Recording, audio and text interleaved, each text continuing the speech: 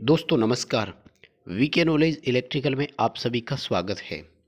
दोस्तों राजस्थान के विद्युत विभाग में यानी पांचों कंपनियों में एलडीसी, जेईएन, आईएन की वैकेंसी, अकाउंट्स ऑफिसर की वैकेंसीज रिलीज हो चुकी है। दोस्तों सवाल ये है कि जब इनकी भर्ती आ चुकी है तो टेक्निकल हेल्पर की भर्ती में इतना विलंब क्यों? आज की इस वीडियो में हम बात करेंगे कि कितनी सीटें अभी आई है और टेक्निकल हेल्पर का क्या हो रहा है या टेक्निकल हेल्पर की भर्ती क्या होगा, इसी पर बात करेंगे। लास्ट तक हमारे साथ बने रहे, वीडियो को पूरा कंप्लीट देखें। हम हमारा ओपिनियन आपके सामने रखेंगे। सबसे पहले दोस्तों इस वैकेंसी के बारे में बात कर लेते हैं। दोस्तों वैकेंसी में आगे बढ़ने से पहले मैं आपको निवेदन करना चाहूँगा कि इस वीडियो को आप लाइक ज़रूर करें और हमारे चैनल पर नए हैं तो चैनल को सब्सक्राइब ज़रूर करें। अपने दोस्तों को भी आगे इसे फॉरवर्ड ज़रूर करें ताकि वो भी हमारा ओपिनियन जान सके। आईटी वालों को अभी और इंतज़ार करना पड़ेगा। दोस्तों चलिए हम पहले इस वैकेंसी के बारे में बात करते हैं। दोस्तों ये ऑफिशियल लेटर है जिनको न्यूज़पेपर में वैकेंसीज के लिए दिया गया है। ये कल यानी 23 फरवरी 2021 को न्यूज़पेपर में आपको मिल जाएगा, दैनिक भास्कर और टाइम्स ऑफ इंडिया में। हालांकि जब पीडीएफ नोटिफिकेशन अपने पास आ चुका है तो हमें न्यूज़पेपर की ज़रूरत भी नहीं है। दोस्तों बात करते हैं वैकेंसी के बारे में। तो यहाँ पर शॉर्ट एडवर्टीजमेंट है ये, लेकिन फिर भी बड़ा इम्पोर्टेंट है और बड़ी बातें हमें यहाँ से देखने को मिल जाएगी। सबसे पहले मैं बात करूँ जूनियर असिस्टेंट की। इसे कमर्शियल असिस्टेंट भी बोलते हैं और पहले इसको एलडीसी कहते थे। क्लर्क ग्रेड सेकंड भी इसी को बोलते थे या लोअर डिवीजन क्लर्क बोलते थे इसी को। आजकल इसका नाम जूनियर असिस्टेंट रख दिया। प्रमोशन होकर सीनियर असिस्टेंट बन जाता है। सबसे अधिक सीटें दोस्तों जो है वो है जयपुर विद्युत वितरण निगम लिमिटेड, अजमेर विद्युत वितरण निगम लिमिटेड में 314 सीटें हैं। सबसे ज़्यादा जूनियर असिस्टेंट की सीटें हैं और टोटल 980 सीटें हैं। ये सबसे पहला जो है ये राजस्थान विद्युत प्रसारण निगम है, यहाँ पर 129 सीटें हैं। ये राजस्थान विद्युत उत्पादन निगम है जहाँ पर 32 यानी 32 सीटें हैं। जयपुर विद्युत वितरण निगम लिमिटेड में 265, अजमेर विद्युत वितरण निगम में 314 और जोधपुर विद्युत वितरण निगम में 180 सीटें हैं। टोटल 920 सीटें एलडीसी के लिए है दोस्तों, ठीक है। यदि हम बात करें असिस्टेंट पर्सनल ऑफिसर एपीओ बोलते हैं तो इसकी मात्र 11 सीटें हैं। जोधपुर विद्युत वितरण और प्रसारण में इसकी कोई रिक्वायरमेंट सीट नहीं है। आरवीएनएल में मात्र 4 सीटें हैं। जयपुर विद्युत में 5 और अजमेर विद्युत निगम में 2 सीटें हैं। यानी अगर मैं इनकी योग्यता के लिए आपकी बात करूं दोस्तों तो जूनियर अकाउंटेंट के लिए यहाँ पर बीकॉम की ज़रूरत होती है। असिस्टेंट पर्सनल ऑफिसर एपीओ जो होता है ये ग्रेजुएशन वाले अप्लाई कर सकते हैं और जूनियर असिस्टेंट के लिए जो है वो 12th रखी जाती है, यानी 12वीं बेस पर अपन अप्लाई यहाँ पर कर सकते हैं। पूरी डिटेल से इसका एडवर्टीजमेंट जब भी आएगा तो हम आप तक न्यूज़ ज़रूर पहुँचाएंगे। 2 मार्च 2021 से इसके ऑनलाइन फॉर्म एप्लीकेशन स्टार्ट हो जाएंगे और 22 मार्च 2021 इसके लिए लास्ट डेट, यानी लगभग आपको 20 से 21 दिन का समय मिल जाएगा।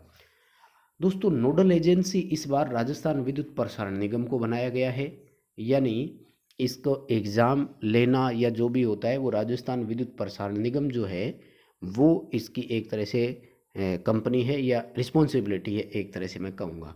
तो दोस्तों ये है मिनिस्ट्रियल स्टाफ बोलते हैं इसको वैसे अपन। अब टेक्निकल स्टाफ की मैं बात करूँ तो जेईएन आईएन के लिए अभी इसमें कोई डिटेल नहीं आई, कितनी सीटें आई है अभी कुछ डिटेल नहीं है। बात करें टेक्निकल हेल्पर की, दोस्तों ये जो वैकेंसी आई है ना 1295, ये वैकेंसी पिछले साल अगस्त से इसकी चर्चा चल रही है। आप देख लीजिए कि जिस भर्ती की फाइल क्लियर थी उस भर्ती को आने तक जो वक्त लगा है दोस्तों वो वक्त लग गया कम से कम, आप देख रहे हैं कि 7 से 8 महीने का वक्त लगा। दोस्तों टेक्निकल हेल्पर के बारे में जैसा कि आपने देखा कि अभी जयपुर में प्रदर्शन भी चल रहा है, पूरी तरह से मांग जोरों पर भी है और भर्ती के लिए इन्होंने सहमति भी दे दी है। अब बात यह है कि विज्ञप्ति कब आती है। तो दोस्तों ऑफिशियल अपडेट कुछ दिन पहले आपने देखा होगा कि जयपुर से भास्कर के संवाददाता थे, अब छोटी मोटी चीज़ तो नहीं है, उन्होंने एक ट्वीट किया था जिसमें लिखा था कि 8 महीने पहले विभाग को भर्ती के लिए वित्त विभाग को प्रस्ताव भेजा था और वित्त विभाग ने उसको खारिज करके वापस भेज दिया। उसके बाद में विद्युत निगमों ने, यानी बिजली के निगम जो पांचों है, इन्होंने भर्ती के लिए सरकार के पास प्रस्ताव ही नहीं भेजा था। अब बात यह है कि प्रस्ताव जाना, उसके बाद में वैकेंसी वहाँ से सैंक्शन होगी, फिर उसका एडवर्टीजमेंट आता है। तो ऐसे में आप समझ सकते हैं कि कितना वक्त आपको इसमें लग सकता है। लेकिन दोस्तों ये मानकर चलिए कि जब ये वैकेंसी आई है तो टेक्निकल हेल्पर की भर्ती, जिसमें ITI की योग्यता रखी जाती है, पूरी संभावना है कि भर्ती तो वो भी आएगी।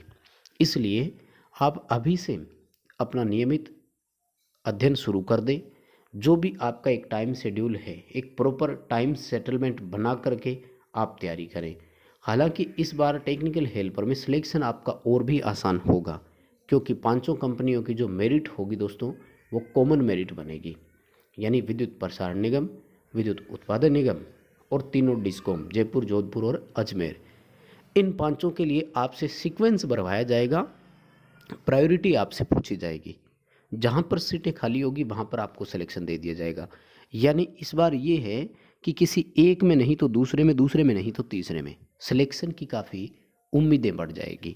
दूसरी बात, जितनी सीट आएगी एक कैंडिडेट के लिए कंपटीशन उतनी ही सीटों का माना जाएगा।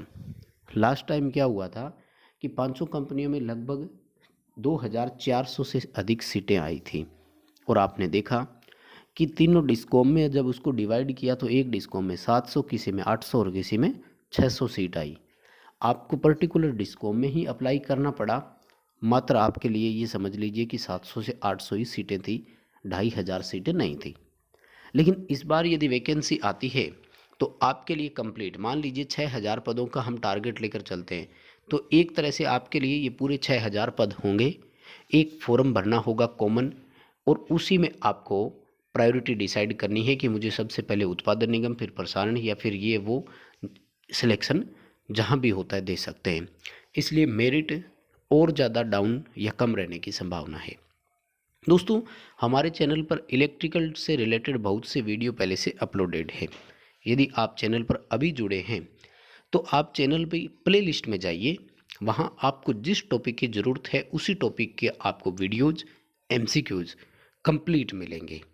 आप जिस तरह की स्टडी चाहते हैं, थ्योरी और MCQs दोनों आपको मिलेंगे। राजस्थान टेक्निकल हेल्पर की दृष्टि से दोस्तों ये आपके लिए बहुत महत्वपूर्ण रहेगा कि सभी टॉपिक आप कवर करें, सभी के MCQs को आप पढ़ें। एक प्ले लिस्ट है जिसमें अभी तक हम ऑनलाइन टेस्ट ले चुके हैं 85, 1 से लेकर के 85 अब तक जो हुए, और भी इसमें वीडियो ऐड होते रहेंगे। उन सभी वीडियोज़ को आप देखें। मैं आपको राजस्थान टेक्निकल हेल्पर भर्ती में सिलेक्शन के लिए विश्वास दिलाता हूँ, आपको गारंटी देता हूँ, यकीन दिलाता हूँ कि यदि ये सभी वीडियो आप अच्छे से कवर कर लेंगे तो आपके सिलेक्शन के 100% चांस होंगे। बहुत धन्यवाद।